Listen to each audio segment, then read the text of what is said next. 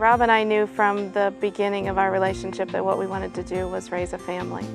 So when Katie came along, it was the fulfillment of that dream. She was followed by 4 more siblings, but Katie by far was an exemplary child. She was the oldest, and she carried that role very, very well.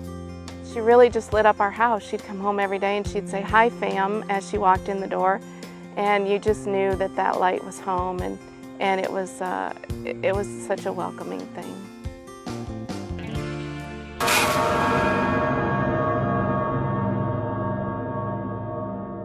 The night of the accident, Katie had wanted to go to a movie with one of her friends.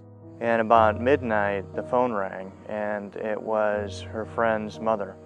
And she was looking for them and asked me if I had seen them yet. And then I realized how late it was, and we started calling cell phones and not getting any reaction. A police officer had finally answered Katie's cell phone and said that there had been an accident. So the 2 of us went down to the hospital, the emergency room, where they had taken her and her friend Grace. Grace came by on a cart, and she seemed to be lucid and awake, so we were hoping the best for Katie as well. They told us very soon after that the trauma was so severe that she wouldn't be waking up. And it was about 6 hours later that her heart finally stopped beating. You know, of course, at that point, we weren't sure what to do. Your life stops at that point. Everything implodes.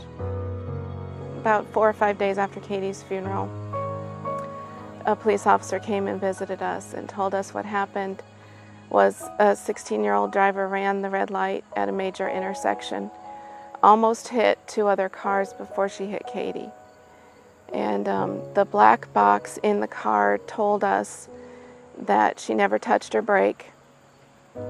Even though she almost hit these 2 other cars, she hit Katie going full force and didn't even try to stop. It's taken 2 years of really not knowing why she didn't stop. We found out that she was texting at the time. A lot of parents will say you shouldn't text and drive, you shouldn't use your cell phone at all when you drive, and then as soon as their BlackBerry makes a noise, they pick it up out of their holster and they're looking at it and then calling somebody right away because they have to be in contact all the time. And really the message that they send out is it's not okay now, but at some point you'll feel confident enough where you can do this too. And it's really the wrong message. Even Bluetooth talking is still a distraction. And if we really want to make our kids safe, if we really want to set a good example, we'll cut out all distractions.